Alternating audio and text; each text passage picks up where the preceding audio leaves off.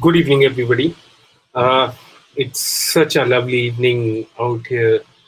I hope you all are doing fine. If you can hear my voice, can you please just press like button so that I get to know that I am audible to you.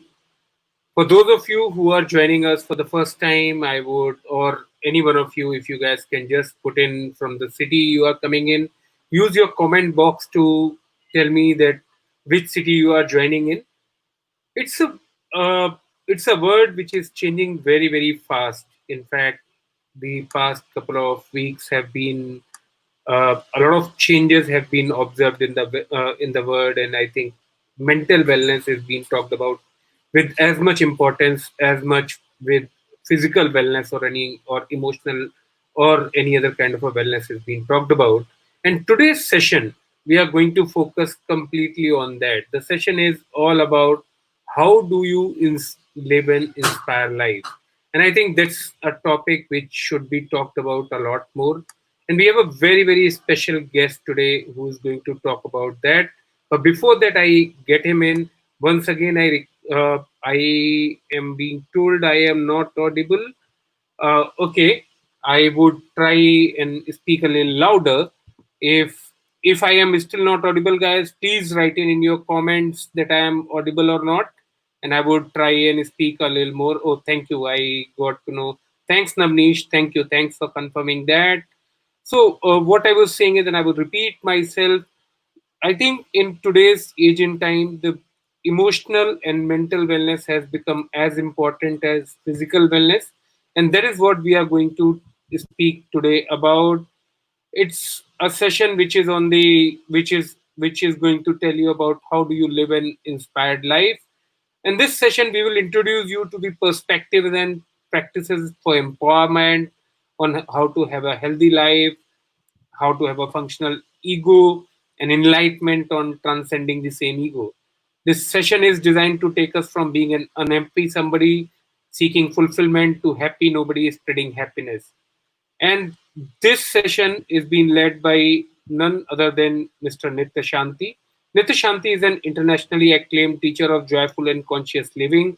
He completed an MBA from XLRI Jamshedpur and worked in corporate world before he went on to live as a forest meditation monk for 6 years. He has been now sharing his learnings through retreats and talks with organizations and audiences worldwide, and he is an ordinated Buddhist monk. Without taking much ado, I would want to put you in touch with Nithya Shanti directly. Thank you, Nithya. Thank you for taking time out for us today. It's such a pleasure to have you here, and all yours, Nithya. I would evaporate between. I won't stand anymore between you and audiences who is wanting to hear you out. All yours, Nithya. Wonderful. Thank you, Ashish, for that wonderful welcome. And it's wonderful to see in the comments so many names that I can recognize and so many others who I haven't met yet. One of my teachers says that, a stranger is a friend that you haven't met yet. That's all it is. So I'd like to speak to you not as some internationally renowned teacher or some great person who's figured everything out. I just want to speak to you as a human being who's been going through life just the way all of you have in the last few months.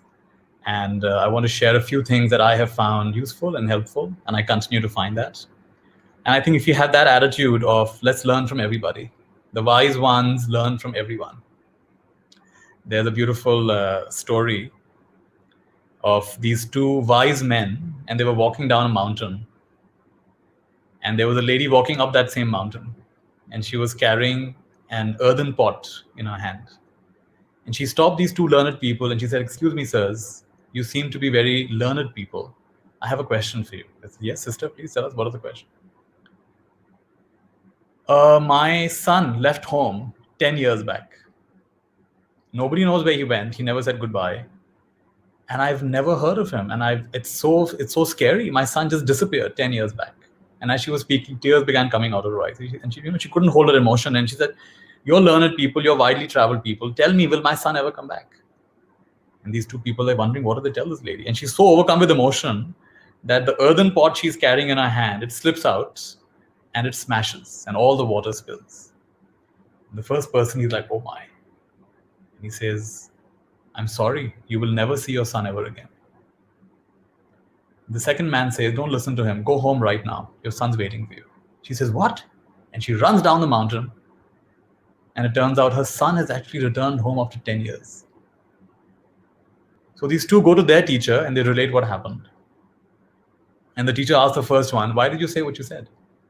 He said, well, the moment she said that, where is my son? Will he ever come back? And the pot broke. It looked like a terrible omen. Oh my goodness, the pot is broken. And so I thought that that's it. He's never going to come back. In India, we have something called Kapil Kriya. When you cremate someone, the final thing is you have to hit the head, or the brain doesn't burn otherwise, right? It's called Kapil Kriya. So it's like the pot has to break. So for him, he assumed that because the pot broke, he's never going to come back. Yeah, the teacher asked the second one, what did you see? Why did you say what you said? He said, I noticed very carefully when the earthen pot hit the earth in the pot that had been separated from the earth for so long got reunited with the earth.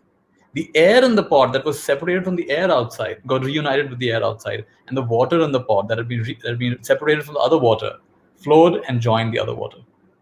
And in that moment, I knew that which has been separated for a long time has been reunited. And I asked her to go home, and her son was indeed waiting for her. And what I love about this story is it shows us the power of perception. It's not what's happening in our life. It's the way we are seeing what's happening in our life. It's the story we are telling around what's happening in our life. And this has been one of the most important lessons that I've learned in my journey. It's not what's happening. What do I make of what's happening? And so today's session is going to be about learning principles and practices on exactly this. And it's going to follow a kind of a 4-step framework. And let me introduce you to these 4 steps. And as we get familiar with these 4 steps, you will find your own wisdom will get awakened. You will know how in each step, what is required to be done. These are the 4 different stages of our consciousness. So the first stage of our consciousness is victimhood. At this, which is the lowest level of consciousness, you're feeling like you are at the mercy of others. You're at the mercy of circumstances. Unwanted things happen and you get crushed. Wanted things don't happen and you feel defeated. And once in a while, some good things happen. It's like my teacher used to say, you're going in this bus and it's quite a long journey. And the funny thing about this bus is whenever it goes through any dirty parts of town, any smelly parts of town, it rarely slows down. And whenever it goes past some very nice, beautiful parks and some very nice flowers and some very beautiful buildings, it just speeds up. And so it goes on for quite a while, and eventually you get fed up and say, what is this? This bus driver just doesn't understand. And you finally decide you're going to go and tell this bus driver that this is the totally wrong thing this bus driver is doing. So you get up and you go to the front of the bus, and you're shocked to find there's no bus driver. It's a driverless bus. So now you come back and you sit quietly and you stop complaining. So I love this story because we are complaining, trying to find someone to pin all of this to. And the reality is there's no person to blame for any of this. This is just a gigantic symphony of life that's going on. There was a German lady that landed in India and she was in a cab. And this cab driver was noticing, because he picks up a lot of foreigners from the airport. So he was noticing she's sitting very calmly. Now, typically when people come from the West, and so he asked this lady, is it your first time to India? She said, it's my first time. He's even more surprised because when people come from the West to India, they're usually shocked by the traffic. Especially if you come from a country in Europe or you come from, like Germany, where everything is very organized, everyone follows the rules. It can be overwhelming to come to India. It can be a total culture shock.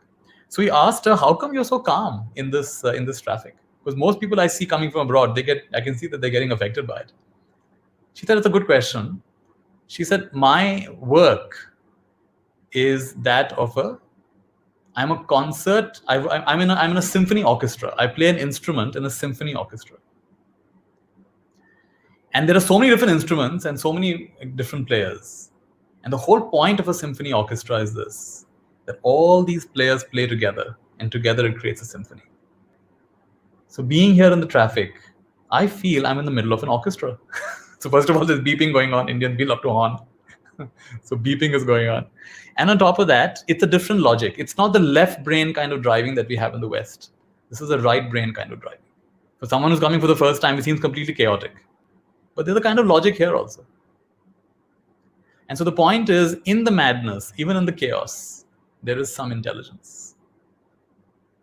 So the victimhood, which is the first level of consciousness, you just feel oppressed. You feel oppressed by circumstances. You feel oppressed by the lockdown. You feel oppressed by the government. You feel oppressed by the relatives. You feel oppressed by the neighbors. You feel oppressed mostly by your own thoughts. Because even when nobody else is there, those echoes are still going on inside of you. And so this is the lowest level of consciousness. And reacting against it only makes it worse. There was once a Chinese emperor, and he wanted to get a new palace built. So he decided on a particular spot, I want a palace built over here. All right. Now the villagers there were told by the magistrate, get the land prepared. The palace is going to be built over here. All right. Now there happened to be a well over there.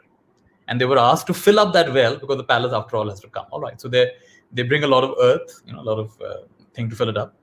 And then they have a donkey who's carrying all this earth. And they're filling up the well. Now it's a little disorganized, this disorganized operation. So the monkey at some the donkey at some point slips and he falls into the well. Oh my goodness, donkey's fallen into the well. And so there's quite a deep well. How do you get this donkey out? He's a heavy fellow. And they're all scratching their head. How do you get it on? The donkey's crying and he's baying and he's crying. And how do you get him out? And they decide that, there's no time to get this donkey out. And they're going to be in trouble with the magistrate if they don't fill up this well in time. They say, what is to be done? This donkey has to be sacrificed. So they make the horrifying decision that they're going to bury the donkey alive. So they start putting the sand on top of the donkey. And the donkey realizes what's going on. And he starts loudly braying and loudly screaming. And they keep going and going and going. And after a while, there's no sound. They're like, probably he's dead. So they look down and they're shocked to find he's still there. The donkey realized that instead of crying, making no difference, all the mud is coming. All he has to do is shake it off his back and he stamps. Shake it off his back and he stamps. And so as they keep pouring more and more and more mud, he keeps shaking off his back, and little by little by little, it comes up and he's able to jump out and run away. It's a great story. It's a story about how you can be like the donkey and get completely oppressed, or you can decide there's no point crying. In the same situation, how can I make the most of it? And so the same situation that we're all facing, different people respond differently to that situation. The lowest level of consciousness, where we feel weakest and most disempowered, is when we become a victim to the choices of others. One of my teachers said it very beautifully. She said that there are three kinds of business in the world. There's my business, there's your business, and there's God's business. What's my business? My business is my thoughts, my words, my actions. This is my business. What's your business? Your thoughts, your words, your actions. And what's God's business? Everything else, whether we should have 10 fingers or 25 fingers, whether the sky should be purple in color or it should be orange in color or blue in color, who lives and who dies, who gets COVID-19 and who doesn't. You could say that's life's business or God's business. There's a larger intelligence that's running this whole operation, which we may or may not realize, but it's there, right? So my teacher said that if you want to be unhappy, then the formula to be unhappy is always focus on others' business and focus on God's business. You should be doing something different. God should be doing something different.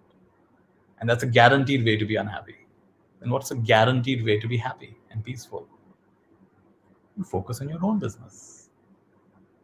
My prescriptions for others were always meant for myself. My brother told me this once. He said, Nithya, I've noticed something. When people come to me to ask me questions, I give them such good advice. Even I get amazed by my own advice. What good advice I've given these people. But then I think about it, I'm not following my own advice. And I thought it was so honest to my brother to say that. And I think if you think about it, I think it's true for many of us that we love to give advice, but we really struggle to follow our own advice. And maybe what's bugging us in this world is not that other people are not following our advice. What's bugging us that we are only not following our own advice. It's not like there's a lack of information. In fact, there's too much information. Information overload. So today's session is not about information overload. It's actually, sometimes people ask me in these sessions, Nithya, what is the takeaway from this session? I said, do you really need more takeaways? Don't you already have enough takeaways? Don't you already have enough books and enough online courses you signed up for and enough YouTube videos and enough things that you haven't yet completed? Do you really need some more? Maybe the point is not about taking away. Maybe the point is about letting go, putting things down. Come back to the simple things. So in speech, for example, my business is thoughts, words, and actions. In speech, which is actually the other side of the coin of thoughts and speech go together. I was a monk for some years. I was a Buddhist monk for about 6 years. And we have 227 rules. And almost all the rules can be broken just by speech. So I sometimes think it was a 6 years training in conscious speaking. So I came across this teaching. It's called the 3 gates of speech. So when you're about to speak, check that it passes these 3 tests or these 3 gates. What are the 3 gates of speech? First gate is it true? If it's not true, the gate is closed. If it is true, the gate opens. Second gate, is it kind? If it's not kind, the gate is closed. You can't say it. But if it is kind, the gate opens. The third gate, is it even necessary? If it's necessary, then the gate opens. And if it's not necessary, the gate remains shut. Your speech has to pass all these 3 quality tests before it comes out. If it fails even one of them, it would not be the most wholesome speech. And actually, you shouldn't take my word for it. You should actually try breaking some of those things. But some people come to me and say, Nithya, I just say it the way it is. I don't like sugarcoating things. I like to be very straight with people. And I've noticed many such people in my life, and I find they get very irritated when their husband or their wife or their son or their daughter or their colleague tells them the way it is. They can't handle it. They get so offended. How could he speak to me like that? Very few people can take it the way they give it. So if you're going to give it, then also learn to take it. Then don't be so easily offended when people are also straight with you. So let me give you a better formula. Is it true? Is it kind? And is it necessary? Kind does not mean you have to be sugary all the time. You have to be so-called polite all the time. Of course, why shouldn't we be polite? We should be polite. But the point is, in the name of correctness, kindness can also be quite fierce sometimes. But the main point is there should be kindness in your heart. What is in your heart? Is there love in your heart?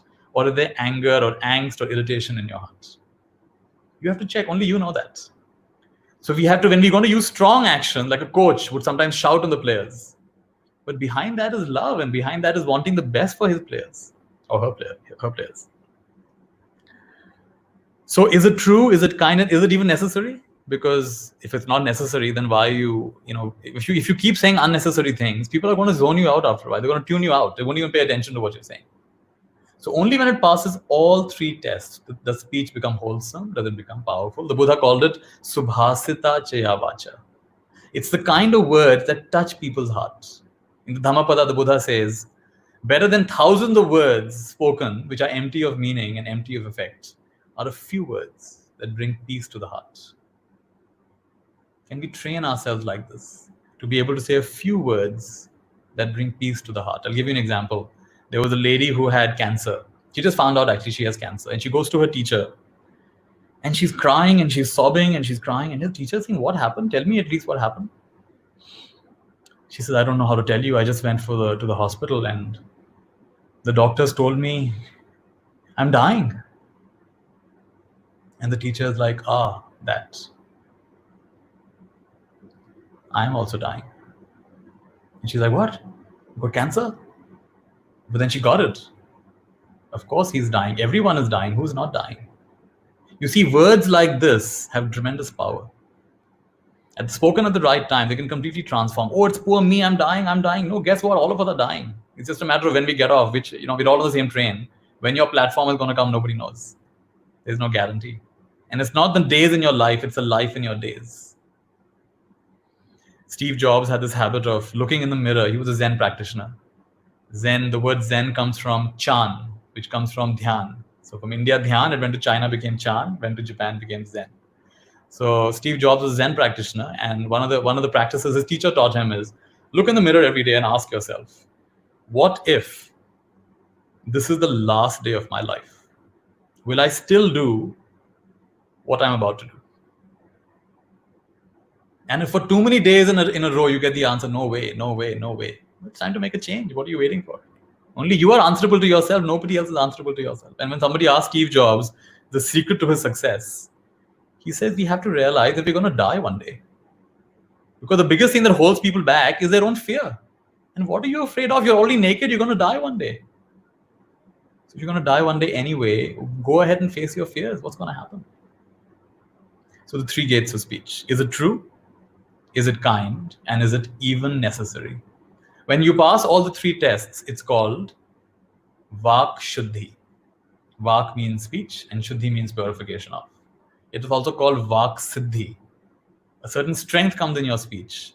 And when you say things, they have the potential of actually happening. In the beginning, there was the word, right? So in Hinduism and Indian tradition, we say the universe began with sound.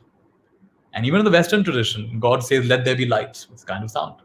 It's all vibration at the end of the day. So speech is tremendously important. If you're curious, I would love for you to Google something called Cymatics, Cymatics, and you go to YouTube and look up Cymatics, and it shows you how, like for example, a plate on which a vibration is introduced, and then you put, you can put salt or you can put little grains of sand, and based on the frequency changing, the patterns of the grain of sand change. In other words, the frequency of sound creates patterns in the world. In other words, everything, including this conversation, it's all frequency. Everything is frequency, frequency, frequency. So when you're on the lowest level of consciousness, you have really given away all your power. And instead of interacting with life, you're getting oppressed by life. The weight of everything is on your shoulders. The word depressed, it has two meanings. Deeply pressed, so heavy, the whole weight of the world is on you. But with the right shift in consciousness, you can also realize it's an invitation for deep rest. Depression is a call for deep rest. Stop going the direction you were going. Stop paddling so hard, trying so hard.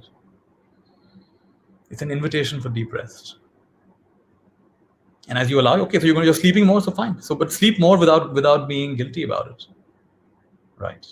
You're watching too much TV, all right. So watch TV without being guilty about it. Take out the whole guilt factor. Take out all the extra element you're adding to it. So that's the first level of consciousness, and it has the element of thoughts and words and actions. And very simply, I would say, whenever you're in a state of resistance, so you think something, oh, I shouldn't think this. You say something, oh, I shouldn't be saying this. You do something, oh, I shouldn't have done this. You're second guessing. Not only are you doing something, you're second guessing every single thing you're doing. A friend of mine was in New York, in one of the colleges there, and she had a roommate. And she told me this thing that, her roommate would come in the evening and she would talk about the other girls or the other people in the college. And this would go on. And my friend would tell her, why are you talking about others? Let it go. Yeah. Don't talk about others. Let's focus on ourselves. This happened every day. She'd come and she'd talk about others. And my friend said, don't talk about others. And one day, this friend turns to her and says, I'm sick and tired of you judging me for being judgmental. It was a big shift for her. Oh my goodness, it's true. She's judging others, but I'm judging her. So often in victimhood, we are 2 levels deep. Not only is something happened, we are really feeling bad about what's happening. Another example, a friend of mine told me the story about, true story. So in Australia, they have what's called the outback. If you know Australia, did you know that India produces one Australia in terms of population every year? So Australia doesn't have such a big population, even though it's pretty big. So Australia, most of the cities are on the outskirts, on the coastal areas. On the inside, there's really not, of course, there is a lot, but there's not many towns and cities. So it's called the outback. And Australia is known for mining. So a lot of mining happens. So one of these mining towns, there was a lady who was with her brother. They were in this mining town, and she was really getting very bored. So she said, let's go on in our 4-wheel drive. And they said, no, it's a weekend. We just want to relax. Don't want to go anywhere. So her brother and girlfriend did not want to go anywhere. But she said, no, we must go. So anyway, she managed to cajole them to get into the 4-wheel drive. It's a 4-wheel drive without, it's like one of those open, what do you call it? Without a top, one of those convertible kind of things. So they get into this 4-wheel drive and they go into the outback. And the outback is all open, right? It's all land. It's like there's no proper roads there. And as they're going pretty fast, they hit something and the entire car overturns. Her brother dies on the spot. The girlfriend is paralyzed. And she survives only with a few bruises. Now she's so guilty. So she came to my teacher and she's so guilty. She said, oh my goodness, because of me, my brother died. Because of me, his girlfriend is paralyzed. And I just can't forgive myself. And of course, my teacher is wanting to console her and say, come on, you did not know that's going to happen. Who knows, who plans that there's going to be an accident? You did not know that. It's not your fault. He was about to say that and he realized it's not going to work. Because everyone's already told her that. Everyone's already told her, don't be guilty. And it hasn't worked. That's why she's come to him. He realized that's not going to work. So he says to her, it's good you're guilty. In fact, not only are you guilty, you're guilty about being guilty. Because you know you shouldn't be guilty, but still you're guilty and you can't get out of it. So often in victimhood, we are 2 levels deep. So he said, yes, now you have to work out your guilt. This guilt has to now, this energy of guilt has to be released. So because this girl has gotten paralyzed and you have all this guilt inside of you, nothing happened to you, even though you forced them to go for that drive. I want you to go to a place where, like a rehab center, where these people get, they're taken care of. And I want you to go and volunteer there. For the next few months, go and volunteer there. Don't ask for any money, nothing. Just go there and spend time helping out these people who've had different kinds of injuries. And use this energy of guilt towards something positive. This is also called making amends. Sometimes in life, it's not enough to just think it. We have to make amends. We have to do things. And without that, it's just empty words. In Rwanda, there was a genocide. I don't know if you heard. There was a big genocide in Rwanda. Millions of people died. And so many of them were put in prison. And Rwanda is not that rich of a country. So eventually the new government came in, and the prime minister or the president, he said, we can't afford, as a country, we cannot afford to have so many people in prison. We have to have a different approach. We cannot do this. So he began a big project of reconciliation. And there's a magazine called The Guardian, and they did a photo project. And you know what happened? This is unbelievable. This is, until you see the photographs, it's unbelievable. These are people who have killed the family members of others. And they come to these families. And so, like, for example, the wife, whose husband and kids has been killed by this man, she agrees to take a photograph with him. Another one agrees to hold his hand. And this is not just 1 or 2 or 3 or 4 or 5 people. This is an entire country where reconciliation is happening. And one man came to ask forgiveness, and she's saying, what forgiveness? I have no place to live. You've killed my entire family. I don't even have a home to live. I don't need your forgiveness. And he comes back the next day with his friends, and over the next 2 weeks, they build her a house. And in that photograph, she says, in this village, whenever I have a problem, I go to him. He helps me. These are not saints. These are ordinary people. But they've learned to access something deeper within themselves. So if they can do it, then we can also do it. You'll have to Google something called Portraits of Forgiveness, Portraits on Forgiveness or for Forgiveness by The Guardian. And you'll find these amazing photographs of these people who've massacred families, holding hands with the people who've suffered like this. It takes a lot more courage to do this than almost anything else in the world, to forgive someone who's done that to you. And yet we have it within us. So the reason I tell this kind of story is, really, the people in your life you're holding grudges against, someone didn't return your 50,000 rupees, and your neighbor borrowed some book of yours and hasn't returned it, and you're holding on to that stuff. Someone said something behind your back, and you're holding on to that. And for years, you're holding on to that stuff against your parents, against your brothers, against your sisters, against other people in your family. And you can if you want to, no one's stopping you, but really, is that how you're going to live your life? So this is the power of story. Stories are transformational. You change the story, you change your experience. I lived in a monastery, and the culture in this monastery was such, the idea was such, when 2 people fight, they're both wrong. When 2 people fight, they're both wrong. Why? They put some outcome above the relationship. What kind of silly person does that? So whenever monks, we didn't have, it wasn't very often, but once in a while, monks would get into a disagreement, an argument. And then the whole monastery is watching. Who's going to apologize first? Because the one who apologizes first is the wiser one. How fascinating. There was this article written about, in Banaras, you have these hostels where people go to die. You might have heard about this. So one of them is called Kashi Labh Bhavan. And people literally, you come here, this is like a hostel. You check in to check out. This is the last place you go.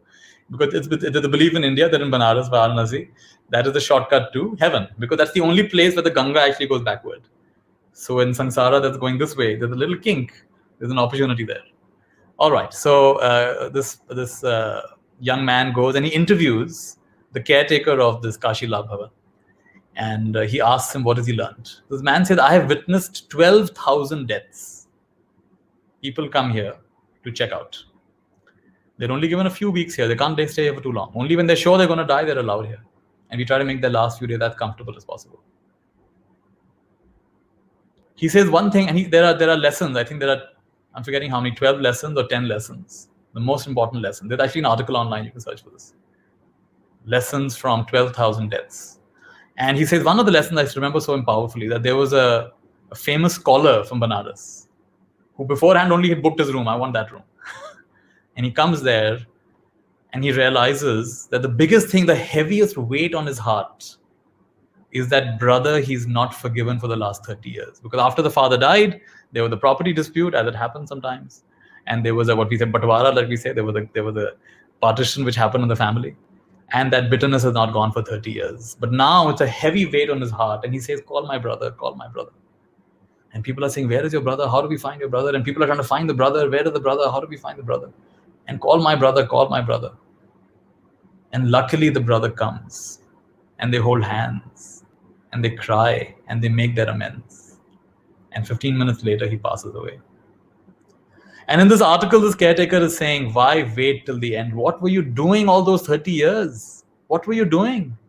What if he had not come? How would you have died? You would have died like we say. Like a fish that's out of water, you would have died like that. Really? Is that how you're going to live? See, it's not in our hands whether other people forgive us or not. But it is very much in our hands that we can forgive ourselves and we can forgive everybody else. This is very much in our hands. From our side, the khata should be clear. There should be no debts from our side. From our side, we should make amends and we should be completely empty. We should be zero. That's our homework. That's nobody else's homework. And until you do that,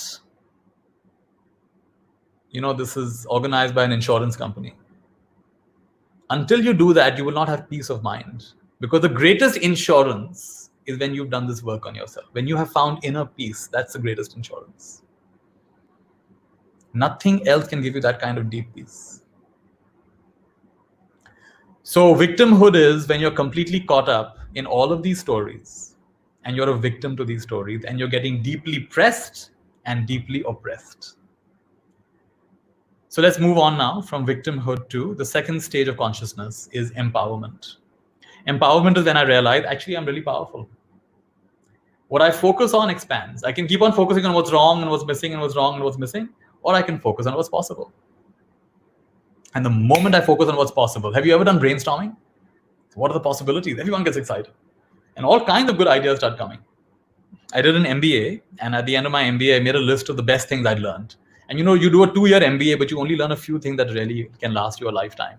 And one of those things was this approach called Appreciative Inquiry. And Appreciative Inquiry is beautiful because instead of looking at life in a mechanical way, which is like a left brain way, like for example, if a clock isn't working, you say, something is wrong with the clock. Some gear is not working, some part is not working, the battery must be down. Let's fix it. This is one way of looking at life. Like it's a mechanism, it's a mechanical thing. Let's fix it. And there is some truth to that. But life is not a mechanical thing like that. So for example, there was 2 social workers, and they did an experiment. This is in Brazil. And they went to a poor part of town. One day, a social worker would go down the street passing out free bread. And there are all these little kids, street kids, and they're hungry and they come and they grab the bread, And so this social worker would walk down giving out bread. Second day, another social worker would walk down, giving smiles and saying kind things and giving hugs. Of course, in the beginning, they're all skeptical, who's this person? But over the next few weeks and months, they learn to recognize this one gives bread and this one gives hugs. But they come on different days, so it's fine. And now the experiment is such, on the same day, at the same time, down the same street, both of these social workers walk down. Now, where are the kids going to go? These are hungry kids. But guess what? I think you know the answer. They go for the hugs. And Mother Teresa said, there is more hunger in this world for love than there is for bread. And this experiment actually proved it. So in empowerment, we realize that what are we focusing on? What I focus on expands. In appreciative inquiry, you look at life not as a system that is broken, but as a living system. Like my plants outside. Sometimes I forget to water them. And then they start drooping. It's, oh my goodness, I forgot to water yesterday. And I go and put water, and sure enough, they're back to life again. So it's not just about, what's wrong? It's also about what's life-giving in this system. So what brings life to you? Do the work where your deepest gladness meets the world's greatest hunger. This is our work. It's not always problem solving. What's wrong? What's wrong? What's wrong? It's about what's life-giving. Some of you have heard of this Japanese concept, which has become very popular now. It's called ikigai. Ikigai has got these 4 parts to it. What I love, what I'm good at, what benefits others, and what pays the bills. So in this journey of ours, we have to shift from victimhood to empowerment. And we focus on empowerment by asking ourselves, what energizes me? What expands me? What do I definitely want to do before I die? Which kinds of people inspire me? Which places inspire me? People were interviewed at their death and they were asked, what are your biggest regrets? And the study found that the biggest regrets were not what they did. In almost all cases, the biggest regrets were what they didn't do because they were too afraid. So we regret what we didn't do much more than we regret what we did. And what holds us back? Our fear holds us back. Our fear holds us back. How do we come out of this fear? So now we're coming to the practice part of today's session. So there's victimhood, there's empowerment, and the third one is surrender. Empowerment is good, but even empowerment is too much based on my willpower. I'm going to make it happen. I'm going to make it happen. And sometimes you do, and sometimes when things don't go the way you like, then it can be quite frustrating. So beyond this is surrender. And surrender is the understanding that there are larger forces in life. My teacher used to say, you people get excited by 5-star hotels. But did you know this world, it's a 1 billion-star hotel? In a normal hotel, you got to come in with your suitcase and your clothes and everything, right? In this 1 billion-star hotel, you come naked. You come with no money. You come not knowing a single word. All you come is crying. And yet you're received by loving people and taken care of day and night. You'll spoil their sleep, they'll still take care of it. It's a 1 billion-star hotel. And the sky keeps changing every day. So gratitude. The only appropriate response in every situation, keep saying thank you, thank you, thank you. What's powerful about that third perspective of the third level of consciousness, which is surrender. And this is one of the most important things I've learned in my life. It keeps deepening, actually. 100% responsibility. I take full responsibility for the way I'm reacting to this life. Everything that's happening in this world, it's not just happening randomly to me, it's happening for me. For what? For my awakening. Awakening from what? Awakening from this mostly inaccurate neurodrama. Mind is M-I-N-D, mostly inaccurate neurodrama. I've got to wake up from this nightmare I've created for myself. I keep imagining what will happen. Nothing's happened, you're fine, but you keep on imagining it. When you believe all your thoughts, you're paranoid, you're schizophrenic, you're hallucinating, you're at the very least, you're having a panic attack. When you believe all your thoughts, you go insane. When you believe some of your thoughts, you get by. When you believe very few thoughts, you're peaceful and happy. And when you believe no thoughts whatsoever, you're liberated. So this whole journey is recognizing that there's life and there's my views and opinions about life. There's my ideas about life. There are the stories that I tell about life. And how can I be in a place where I'm taking full responsibility? I remember sharing this principle with a friend of mine, and I could just see the light came into his eyes, like, wow, 100%. I've always thought about 50-50%. I never thought about 100%. But the only way forward actually is 100% responsibility. It's a radical point of view, which means if it's bugging you, it's your responsibility. Anything in the world, if it's bugging you, it's your responsibility. Something is happening in America. It's happening, but it's bugging you, right? It's your responsibility. It's not your fault, but it's your responsibility. How you respond to it, this is in your hands. Your thoughts, your words, your actions. Remember 3 businesses, my business, your business, God's business. So 100% responsibility is I take responsibility for these thoughts, these words, and these actions. So whenever something's happening in my life, that maybe in my family, of course, this whole lockdown thing is going on, this COVID-19. So how am I going to respond to this? Am I going to be a victim in this situation? Am I going to make goals and plans and I'm going to work towards them, which is also nice? Am I going to trust life? This is where the perspective of surrender comes in. And this is exactly what needs to be seen at this point in my life. I was in South America and I met a shaman. And he told me something very powerful. I've never forgotten it. And he has this system, he comes from Colombia. And he has a system where he's constantly kind of grinding something and he's eating it. So it's very beautiful. His whole style, everything about him There was a deep meaning for the way his bag was woven, to the kind of clothes he wore, and everything he spoke. He spoke like he was not even a left. He was a totally right-brained person, one of the most right-brained people I've met. He did not speak in linear ways. He spoke in story. He just spoke in ways which just took you into an imaginative realm. And he told me something which I'll never forget. And he said, Nithya, whatever happens in your life, it's good medicine. It's good medicine. Take it like that. Take it as good medicine. And medicine is not always sweet. Sometimes it's bitter, but it's good medicine. And if you take it like medicine, then it'll do the healing.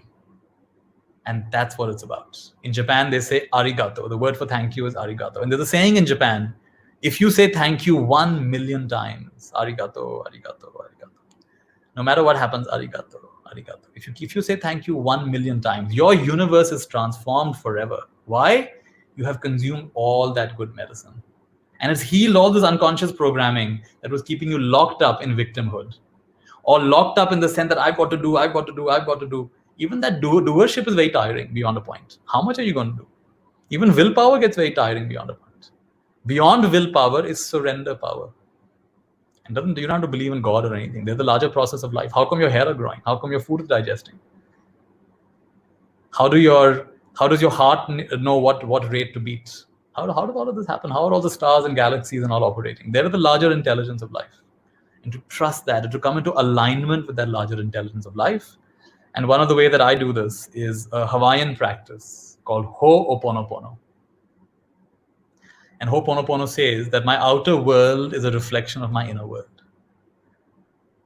You know, if I think I'm here to teach all of you and share something with all of you, I'm so deluded. I've completely missed the point.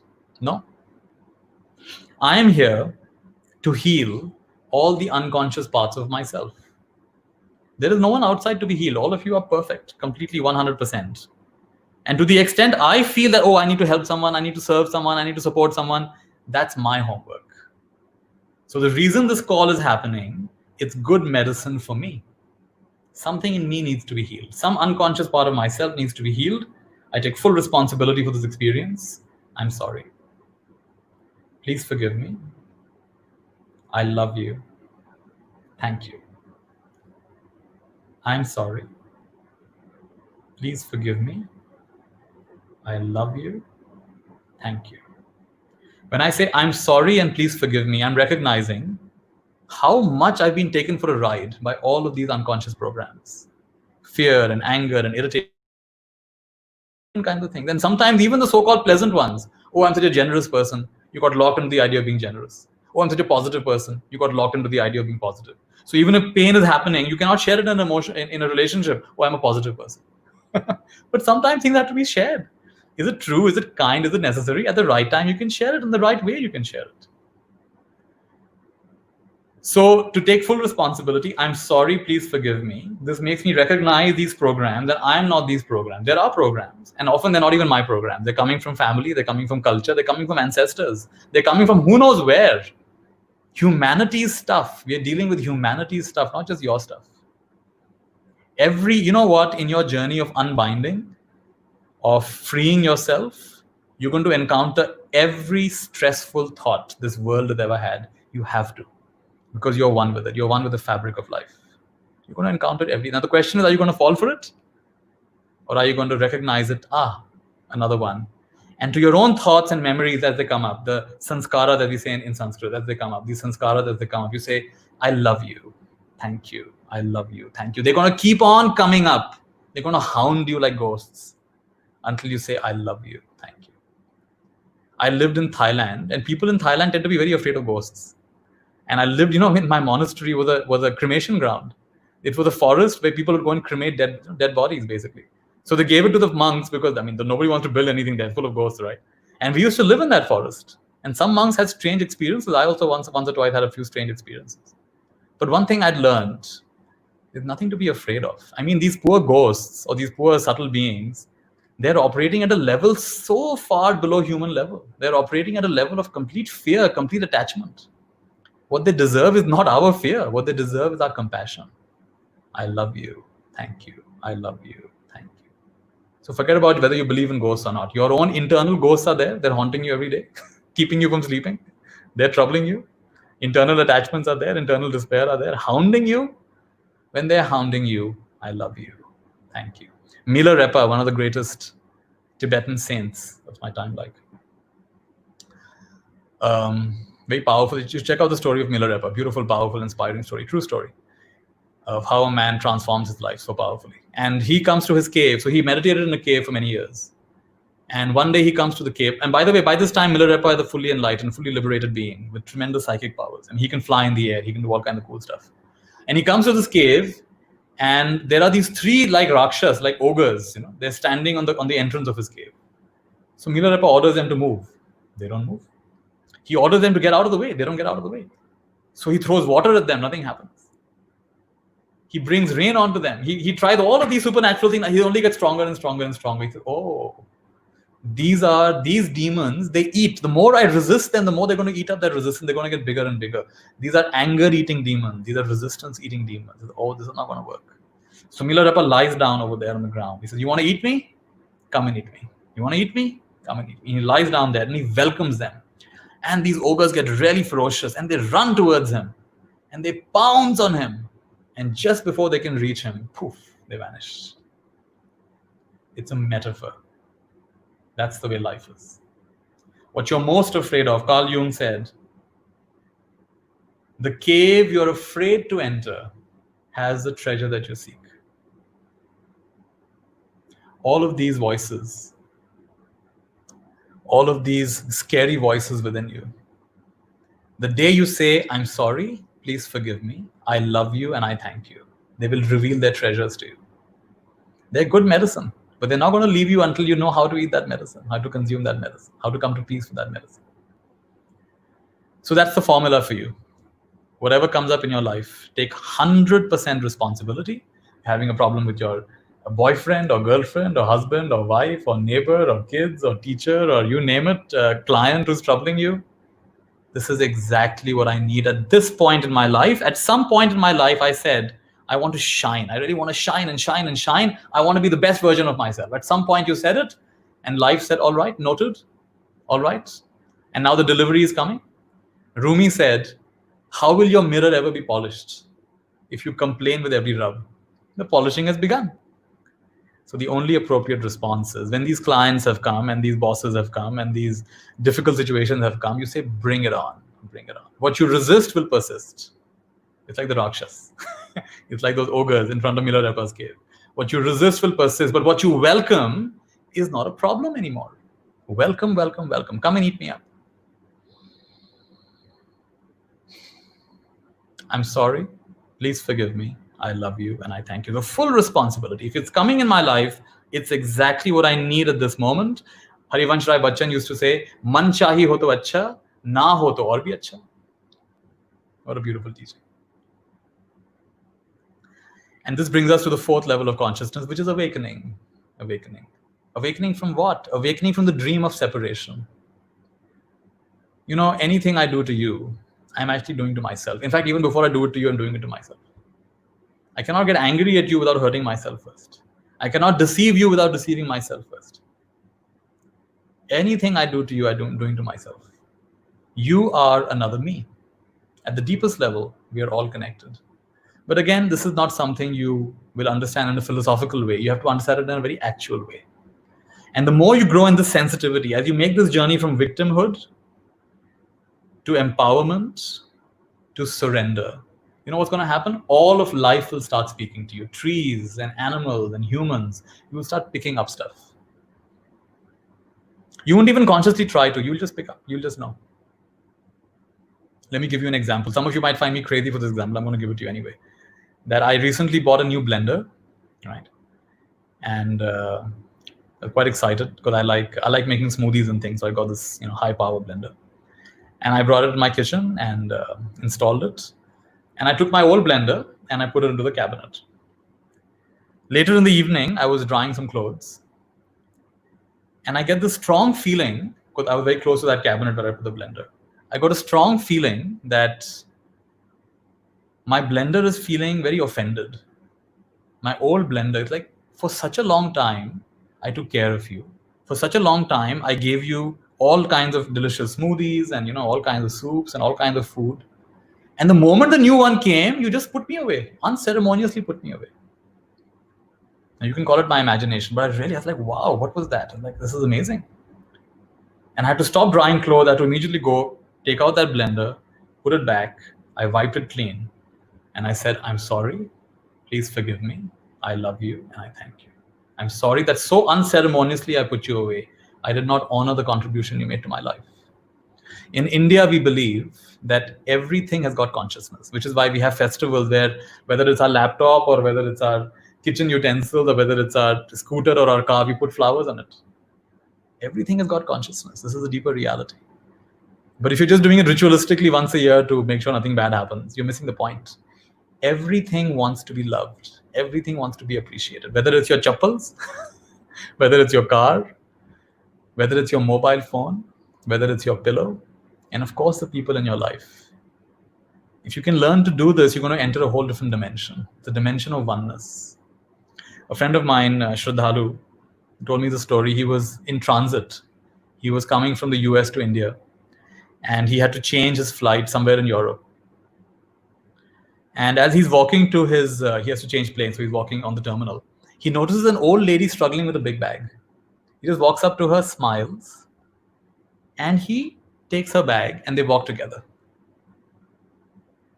She happens to be going on the same flight. So they walk to the gate, they check in, they go inside. And he takes her bag, and he puts it on top, and she smiles at him, and he smiles at her. And he goes and finds a seat, and he settles in. And a few seconds later, he's overcome with emotion. Where's all this emotion coming from? He's overcome with his emotion. This bliss is coming up inside of him. What happened? That woman never asked for help. He never felt he's helping anybody. Very naturally, he took the bag, he put the bag away. He was not even expecting a thank you from her. He came and sat down on his seat, and only then he realized what had happened. A beautiful thing had happened. It was an expression of oneness. When my right hand is scratchy, it does not send an email to my left hand, please, if you don't mind, when you're available, would you mind scratching me? No, it's understood. And when the left hand scratches the right hand doesn't say, thank you so much, you don't know how much that means to me, please, whenever you need help, let me know. Which is why the word thank you actually is missing in India. The word, shukriya and all, we hardly ever say it. We don't really have a good word for thank you. Because in the true understanding of our culture, there is no need for thank you. We're just doing it to ourselves. It's so common. Of course, nowadays we all have GPS. But there was a time when you'd always stop your car and ask for help. And the shopkeeper will leave the thela wala will leave his thela. The shopkeeper will leave his shop and come to you, tell you where to go. And I noticed so many times no one says thank you. And the guy doesn't even mind. He's fine. Because that's the culture. It's understood. As a monk, I used to take my bowl and I used to walk to the neighboring villages every morning. And we never said Bhiksham Dehi. No, we just walked silently. People came out and gave us food. And we never said thank you. Nothing was asked for. It was given. And having been given, no thank you was said. Not that we were not grateful. Because it was understood. So this is the deeper understanding of, this is the dimension of awakening. And nothing will really satisfy you until you touch this dimension, and until this dimension swallows you up and eats up all these ideas, your notions you have about yourself. So what can I say? Enjoy your ignorance while it lasts. It's not going to last for long. The reason you've come for a session like this, you could have been doing anything else, but for some reason you've been drawn to this session. And for some reason, this had to be shared with you. You don't need any takeaways from the session. What needed to happen has already happened. The alchemy that needs to happen has already happened. The shift that needed to happen has already happened. You already have too many takeaways in life. In fact, you're drowning under these takeaways. Whatever has, through this communication today, whatever has settled inside of you, that needed to settle, and whatever unsettled inside of you, maybe a lot of questions came up, oh my goodness, how could it be? How could it be? That unsettling also needed to happen. That's also good. Sometimes you need to get unsettled before you can get settled. In Zen, they say, in the beginning, mountains are mountains, rivers are rivers. In the middle, mountains are not mountains, rivers are not rivers. In the end, mountains are mountains, rivers are rivers. So in other words, great faith, great doubt, great awakening. So that is Zero's journey. That is the way to live an inspired life. And you will find your own ways. You already know your own ways. How to come out of being a victim, how to go from being a victim to being empowered, how to go from being empowered to being surrendered, how to go from being surrendered to awakening. And we are all headed there. Not only are we headed there, we are already home. A part of us is already home. That's why what I'm saying makes sense to some of you. And even though that doesn't make sense, you're like wondering, something's going on here. I don't get it, but there's something here. Why? Because a part of you is already home. And a part of you is arriving, always arriving. So to the part of you that's already home, thank you, thank you, thank you. Arigato, arigato, arigato. And the part of you that's arriving. I'm sorry, please forgive me. I'm sorry, please forgive me for slowing you down so much in all my habitual ways. I love you and thank you. All right, so I'm feeling pretty complete with that. And let me check if there are any questions. Ashish, go ahead. Yes, hi, Nithya. I think I don't know. I think there are just so many takeouts, and as you rightly said, I am at least feeling very, very calm after the session. In a typical session, you kind of start the kind of a takeaway, as you rightly said. Whatever has to happen had happened, and must thank you for, I mean, taking out time and doing this. We certainly have some questions, and if you allow me to ask, I'm there's a happy to very take. interesting question. Yeah, there's a very interesting question which Radha has asked. She said that when somebody says sorry but keeps repeating the same mistake time and again, okay, the trust goes away. How do you build trust on these kind of people? Okay, how do you deal with that kind of a situation when a person will keep saying sorry for something? Yeah. How do you build trust with that kind of a person, especially if you want to move out of that person, if you don't want to be in touch with that person? So, go take it there.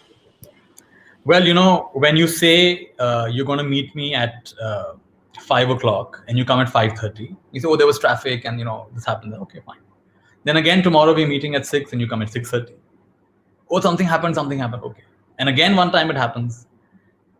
Instead of getting angry at you, I'm going to trust you. I'm going to trust you to come half an hour late. No matter what you say, I'm going to trust you. So we shouldn't be so gullible that just because someone is saying we can, that's the way. Like there are people who go through their entire married life. 20 years have gone and the husband is still getting upset. Are you're late again? Are you're late again? Are you're late again? Have you not understood that she takes an extra hour? Whatever time you give her, she's going to take 1 hour more. Have you not, under 20 years, have you not got the message? So if the movie is at 8 o'clock in the evening, why are you telling her it's 8 o'clock in the evening? Tell her it's 7 o'clock in the evening. Then she'll be ready in time. So you trust a person to be themselves. If someone is taking money, using it in drugs, you trust them to take money and use it in drugs or use it in alcohol. Why would you think any other way? I trust you to be you. Right? The real problem here is not about them. It's about your identity. And something in you is like, you're not at peace within yourself, and you have this sense of, often we have this mentality, oh, I want to save this person, I want to save this relationship, you don't even have your own basic self-respect. So you build up your own sense of well-being, your sense of self-respect. You know who teaches others how to treat us? We teach others how to treat us. I see this with my girlfriend. She's very clear. She'll not let me get away with stuff. If I'm too busy in all these calls and everything, and I'm not helping out, she says, it's all right. You like doing all of that, but you got to help out. So good, right? So she's teaching me how to treat her. She doesn't let me get away with that. It's wonderful. It should be like that. We teach people how to treat us. And so, yes, so when you do this, and this is what happens, then I trust you to do this again. And then I have to also do what I have to do accordingly. Right? My business, your business, God's business. So you trust people to be like themselves, not like what they're saying, but what they're actually doing. You trust them to be like that. You trust life to be like that. And then you make inner shifts as required. How do you know what shift to make? You get inwardly quiet. To whatever extent you can get quiet. You get inwardly quiet, inwardly still, or you take a walk in nature. Now there's lockdown, you take an inward walk in nature. And you come to a place of just letting everything be. And in that moment, a clarity arises. You do not need Nithya Shanti. You do not need any of those major gurus out there. You don't need us to give you the answers. You have the answers within yourself. The amount of time you're spending listening to people like me, if you just were to learn to listen to yourself and trust yourself, you will get far better answers than any of this. And that's the journey. And this person coming into your life is not an accident, it's good medicine. Remember what we said, 100% responsibility. Something in me wants to be healed. Something in me wants to be healed. That's why such people are showing up in my life. I'm sorry, please forgive me. I love you and thank you. Doesn't mean you become a doormat, doesn't mean you become a victim. But you get that perspective. I'm not going to be a victim over here. You come back to your center, and when the center responds, it's always the most wholesome response. Uh, Nithya, there is one more question, which is about which Kshitij has asked, and he said that, I mean, mind is, as they say, mind is very good slave but a very bad master. But it is very tough to get control of your thinking.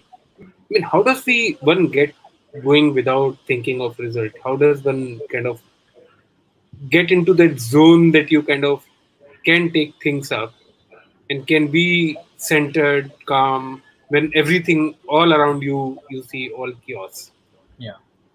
It starts with pockets usually. The journey is from beginner to expert, expert to master, and master to beginner. In other words, we'll first find pockets in our life. Maybe for you it's sports, maybe for you it's music, maybe it's for you it's something you love. Like recently I've begun enjoying origami, right? And when I'm doing origami, then whatever half an hour, 1 hour just disappears. I'm just totally in that origami, trying to figure that out, right? So, for example, a session like this, I can actually very easily lose track of time.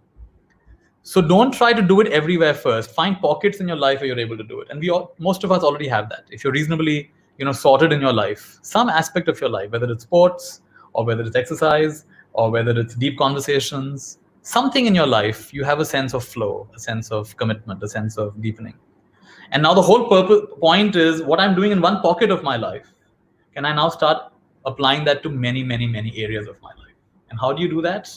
Instead of waiting for the activity to bring up a certain state of being, you bring up that state of being in any activity. So can I bring up a meditative mindset as I'm washing the dishes?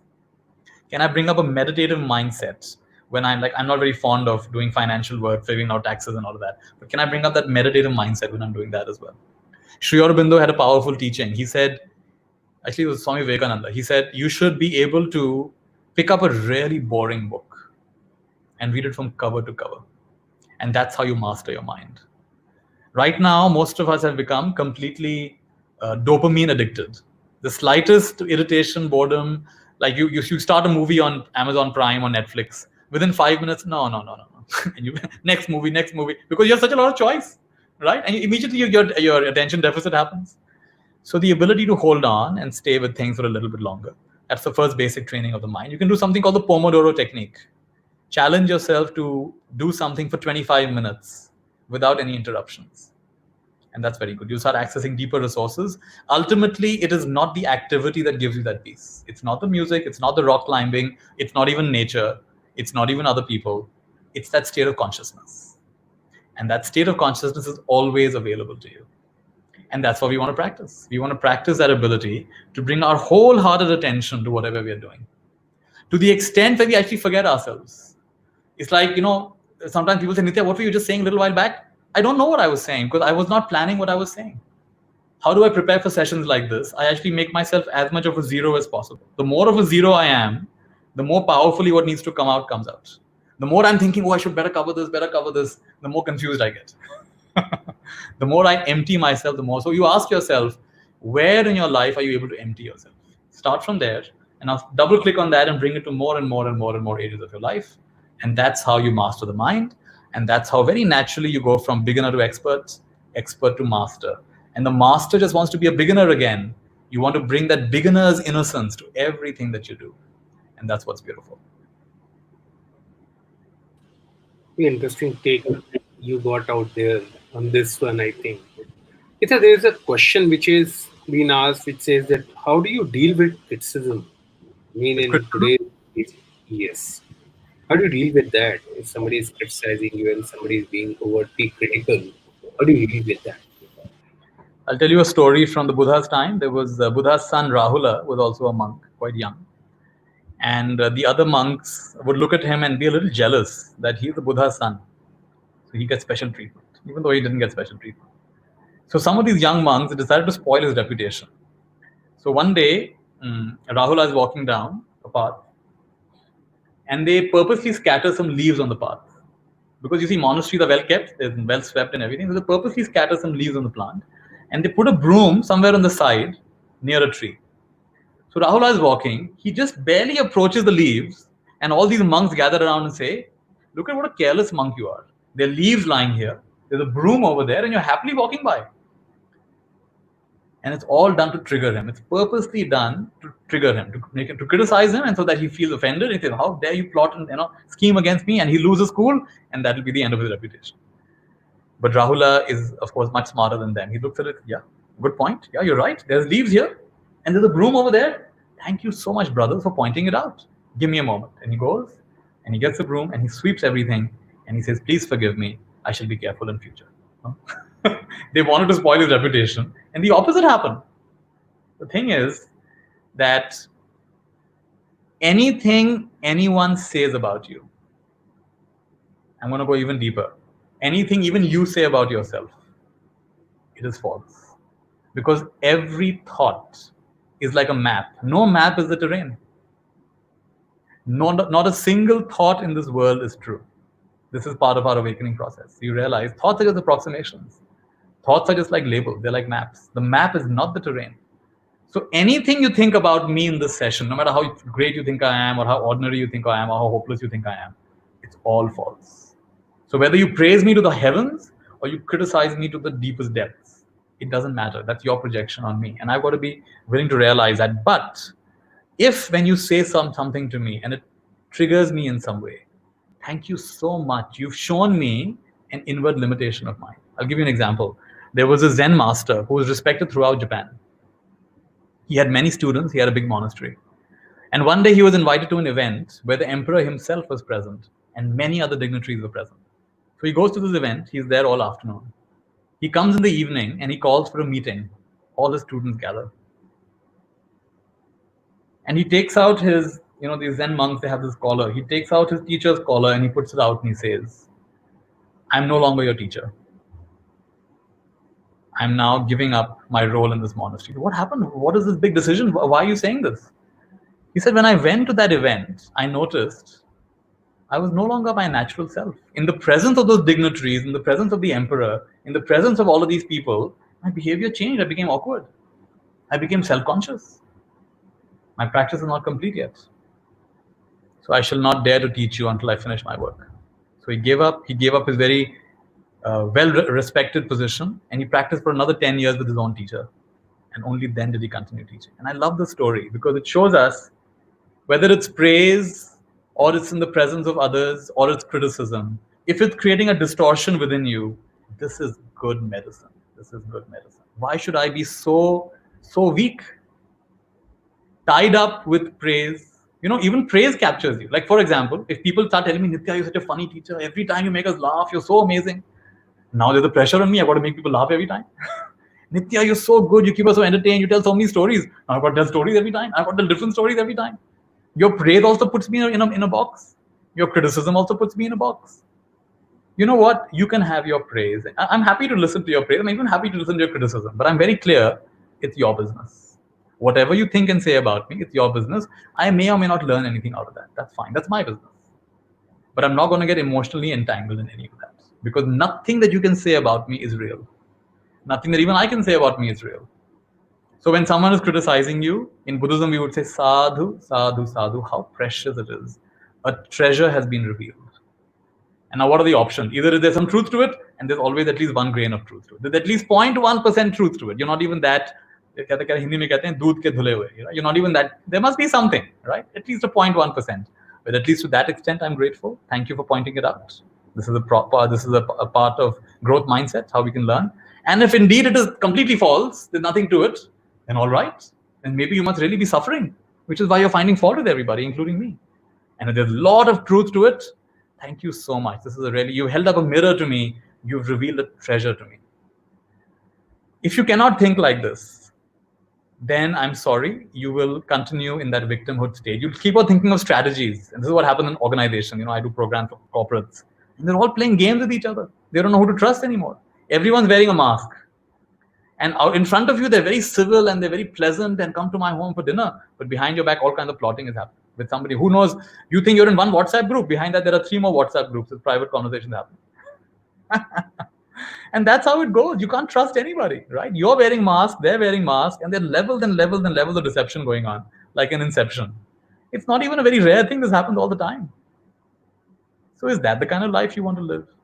Well, if you don't want to follow what I'm saying about taking full responsibility, about thinking of it as good medicine, then I'm sorry, you're bound to go to that place. It's a hall of mirrors. Everyone's wearing that persona. No one's showing their real face. It's a scary place to live. It's a disconnected place to be. So let's move from victimhood. Let's move into empowerment. Empowerment is, no matter what happens, this is called giving an A. Look up a talk by Benjamin Zander. He talks about giving an A. Giving an A means whoever you meet, you give them an A. A means A grade. Everyone attending today's talk, A grade, to listen to a talk like this. And because you're A grade, I'm going to give my A grade performance as well. So wherever you go, give your friends, your family, everybody, even the one who criticizes you. I mean, enemy ho to aisa ho gaya. What a cool enemy I have. Right? Because for the greatest heroes, you also need a great enemy. You need a counter hero as well. You need the villain as well, right? So like this in your life, and you think, then gratitude, gratitude, gratitude, arigato, arigato, arigato. There's nothing to be afraid of. Bring it on, bring it on, bring it on. Good medicine. Thanks, Nithya. And I'm cognizant of your time. So if you permit me to ask a couple of more questions, if you've got time, a couple of more questions. In fact, this is a very interesting question which has been asked. What can organizations do to bring out the best version of their employees out? I mean, how do organizations help? Because of, as you, and I'm asking this because if you just touched about on this thing that you have one WhatsApp group, behind that there are 3 more WhatsApp groups. And yes, it could be true at certain point in time. So what is it that a role organization can play as an institution to institutionalize happiness all around? Well, first of all, you have to realize that if you're going to go the normal way, then if you say, oh, my only concern is my shareholders, my only concern is my bottom line. If that's going to be the culture in your organization, then of course, but then everybody is just collateral damage, right? I can cut off so many jobs, I can do any of this. I have to get to that bottom line, doesn't matter. If that's the way you're going to think, then you're going to create a culture which is based on each one looking out for themselves. If you want to create a shift in culture, you have to ask yourself, what is it really? And my friend Raj Sisodia wrote a book, Firms of Endearment. He also wrote a book called Conscious Capitalism, where he's proven through his research in Babson College in the US and other research that he's done. He's proven that companies that focus on profit don't make as much profit as companies that focus on purpose. When you have a purpose, and the purpose is something that inspires everybody feels excited to be part of this organization. They feel inspired to be part of this organization. They feel they're part of something bigger. Those organizations, in the ups and downs of the economy, they end up doing much better and high performing. And in the long run, they make far more profit than even the companies that are focused only on profit. In fact, they outlast those companies. So you can check out the books, Conscious Capitalism, and you can check out the book, Firms of Endearment by Raj Sisodia. And there's a lovely quote Raj says very often. He says that culture eats strategy for breakfast. It's quite a famous quote. You might have heard of this. So the culture of your company is going, whatever strategies you make, they don't have any power. The culture has the power. And how does the culture change? In a difficult time like this, when a company says, you know what, we are willing to take a hit on our bottom line, but no one will lose their job. We are all willing to take a 20% pay cut, but no one will lose their job. The senior members will take a bigger pay cut. So the junior members who have smaller salary, they don't take a hit. This kind of thinking, when compassion is shown. I'll give you another example of culture. My friend runs a company in Ahmedabad called Sandyota Numandis. And he's got a beautiful system in his company. When a new person joins, they have to go through an induction program. Most companies have this. A few weeks, you go through an induction program. When they complete the induction training and they're now joining the company, a letter is composed and sent to the parents of this person. It's a letter of gratitude.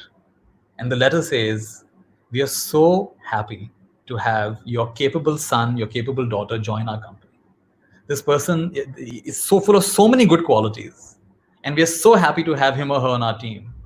And it could not have happened without all those years that you have struggled through his childhood or her childhood and through school and through college. And we want to, as a company, we want to bow down to you and we want to thank you, thank you, thank you. Arigato, arigato, arigato.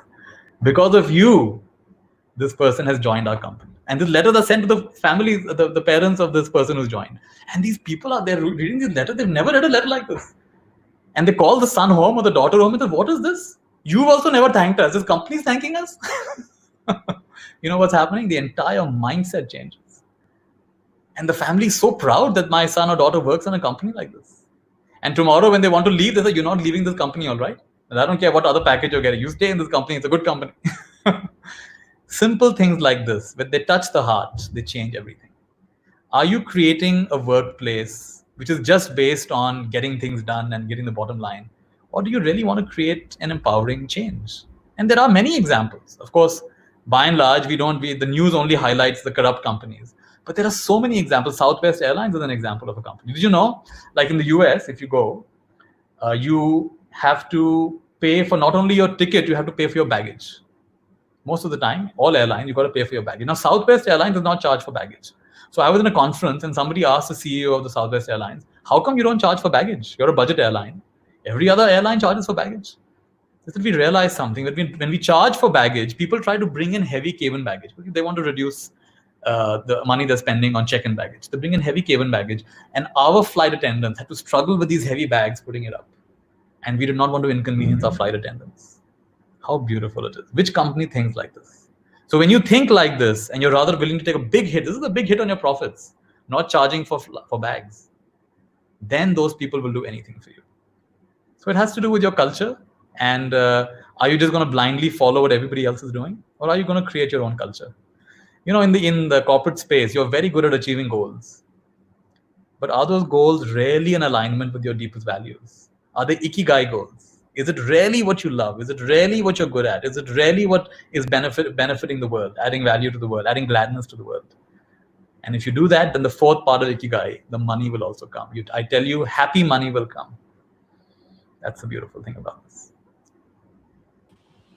Very interesting take on that one. In fact, yeah, Southwest is known for a lot of things. I mean, from the way they do their business. So, very, very interesting. And the last one is while you answered a bit of it with your experience of staying in a monastery which was built in a cremation ground. Okay, this question is about how does one overcome fear and stay at top of one's mental health during these uncertain times. I mean, in today's age and time, uncertainty all around, including the pandemics. How does one overcome the fear and remain positive and at top of the mental health? Yeah. There's a saying in Hindi, Nirbair Nirbhay. Nirbair Nirbhay. So when you don't have any kind of animosity in your heart, you cannot have fear in your heart. For fear to be present, there also has to be some kind of anger, hatred, animosity, something you don't like that, don't want that. Judgment has to be there. Nirbair Nirbhay. One day I was doing a retreat in Hyderabad and we had a break. And I decided to go to the restroom. And as I'm walking to the restroom, I realized, oh, what a coincidence. My bladder is full and there's a restroom. And normally one would say, what's the big deal? I mean, that's pretty much everywhere. But it is a big deal. The fact that at that moment the bladder was full and the restroom was there, that's a coincidence. And a little later, I was hungry and there was food for lunch. That's a coincidence. And a little later, I'm thirsty and there's water. That's a coincidence. And a little later, I'm hot, but there's an air-conditioned room. That's a coincidence. And a little later, I'm tired, but there's a bed to rest on. That's a coincidence. And a little later, I'm lonely, but there's a friend to talk to. And in that moment, I realized my whole life has been a song. There was a need, and there was a meeting of that need. Where there was hunger, there was food. When there was thirst, there was water. When there was loneliness, there was a friend. When there was tiredness, there was a bed. And yeah, once in a while, maybe there was a time when I got my food a little late, or it took a while to get water, or maybe the bed wasn't up to the mark, but that was just once in a while. I mean, the vast majority of my life, what I needed was there. Now, if that's been the trajectory of my life, that's been the graph of my life, then why am I right now full of doubt? What's going to happen? What's going to happen? What's going to happen? Right? Your whole life has been nothing but evidence upon evidence heaped on top of you, how completely taken care of you are. And you're going to neglect all of that evidence and you're going to imagine, but what if something happens? What if something happens? I mean, can there be a greater example of foolishness? Can there be a greater example of non-gratitude, discontentment? Can there be a greater example of just closing your eyes wide shut? So the thing is, when I did that, I realized I came into this world not knowing a soul, not knowing a word of any language, came naked, probably came all smeared with all kinds of blood, and I was taken care of in this world. Oh my God, the way I was taken care of. I was born in a blizzard. I was born in Boston during a blizzard. And in that blizzard, my parents managed to get through the snow and take me to a hospital. And just like we have lockdown, during the blizzard, the nurses were in lockdown in the hospital. So the fun story of my birth is when I was born, I was the only young boy around there. So I was the Valentine of all the nurses. So I come into this world and I'm the Valentine of all the nurses. I was born on Valentine's Day. And if I came into the world like this, without knowing a thing, then why wouldn't, and I've been taken care of? Oh my goodness. And even when I wasn't taken care of, that strengthened my character. I used to be a very fussy eater. And I went to boarding school and no one's forcing you to eat anything. And the food was nowhere close to what I was used to at home. And after going hungry for a few weeks, I realized, khana hai to khana hai, man, you have to eat. And all my fussiness went away. So it was a very good thing. My not getting the food I liked was a very good thing. It was exactly what I needed. It made me less of a fussy eater. It was a good thing. It was good medicine, like we said.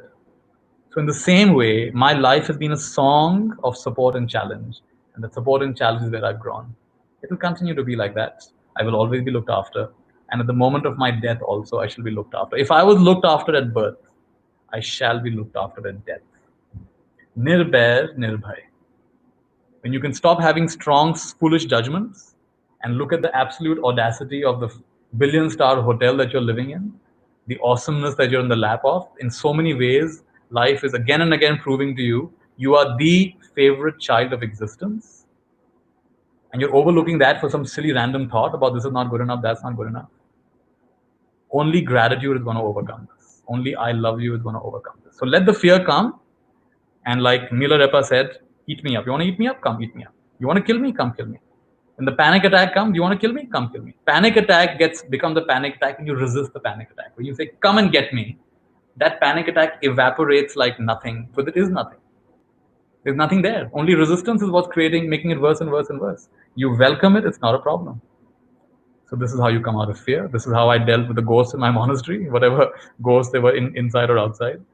And this is how you deal with every challenge in your life. Let us move from victimhood to empowerment, to surrender and trust, and awakening to who we really are. Wake up from this nightmare we've created about who we think we are, and healing every such thought by taking 100% responsibility. Healing, thanking every situation which triggers these thoughts, whether it's a lockdown or it's COVID-19 or something happening in the family. Thank you for triggering this in me. This needed to be healed. My ancestors couldn't heal it. Hopefully I can heal it. Humanity couldn't heal it. Now it's my turn to heal it. And even if I make a 0.0001% shift and I say thank you, I have done my dharma in this world.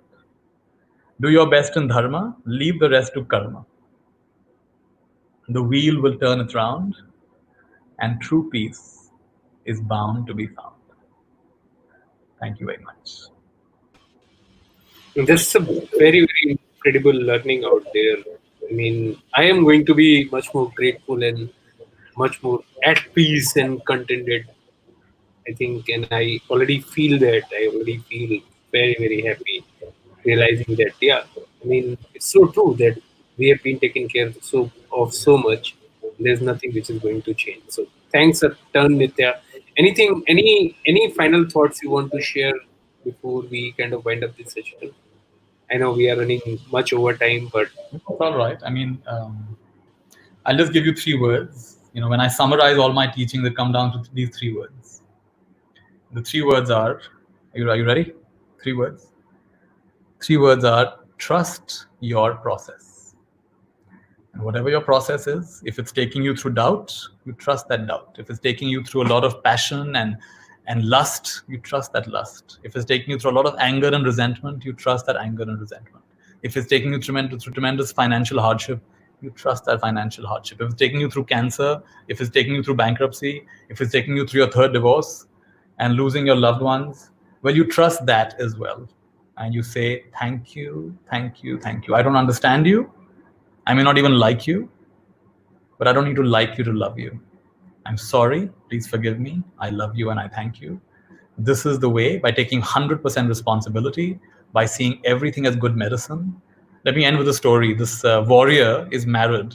Just gets married to a beautiful young maiden. This lovely ceremony. And his village is on the other side of a big lake. So they get into a beautiful boat, which is decorated with flowers. And the couple get in and everyone says goodbye to them. And the boat is now going slowly and they're rowing towards the other side of the lake where his village is. And along the way, a big storm gathers. Unexpectedly, a big storm gathers and rain starts falling. And they're somewhere in the middle of the lake and big waves, gigantic waves are coming. And this wife is the lady's getting afraid. What's going on? And she looks at her husband. He's completely calm. He's absolutely calm like a picture. She's like, are you made of stone? Is something wrong with you? I mean, look at this storm. We could die any minute. The small little boat could get overturned any moment. So the husband puts his oar to a side and unexpectedly he grabs his wife, brings her close, takes out his sword and puts it against her throat. And he says, are you afraid? And she says, what's wrong with you? You're my husband. You're not going to do anything. I'm not afraid. Leave me. So he lets her go and he puts his sword back. He says, so you didn't get afraid. Why? Because I'm your husband. I'm not going to do anything. I can play with you. I'm not going to do anything. So I'm also not afraid. Just like you know that I'm on your side. I know that life is on my side. And if today is the day, as a warrior, I know any day could be the day of my death. So if today is the day to die, the day of our marriage, it's the auspicious day to die. It's the right day to die. And if you're going to die, then let's just die. And how nice we're dying together. And if you're going to live, then why worry about it? And this is how I keep my mind in balance. This is not just some cute motivational story. In my time as in the spiritual journey from the age of 16 onwards, I've come across many people who have lived this philosophy. I've been fortunate to see very skillful deaths and of course very skillful lives. So for me, this is not just some nice philosophical idea. This is a very real living possibility. And I hope that with some of the things I've shared today, I have ignited the part of you that knows that this possibility is true, it exists, and it is true for you. And so please take back your inheritance. Trust your process. Thank you. Thank you, Nithya. And I really don't know if I can thank you any more on this one. I think all of our viewers have kind of thanked you on this one, and really, really are thankful for the time which you have spent with us. Thanks, Satan. Thank you. And with that, guys, it's a wrap. Don't forget to tune in again on 19th at 11:30 as we bring in Rajiv Karwal, who's going to take us through with another interesting session on how the entire robotics and robots are going to come and help us with our lives. So remember to tune in 11:30 a.m. on Friday, 19th June. Until then, thank you. Goodbye. Take care of yourself. And thanks once again for logging in. Thank you.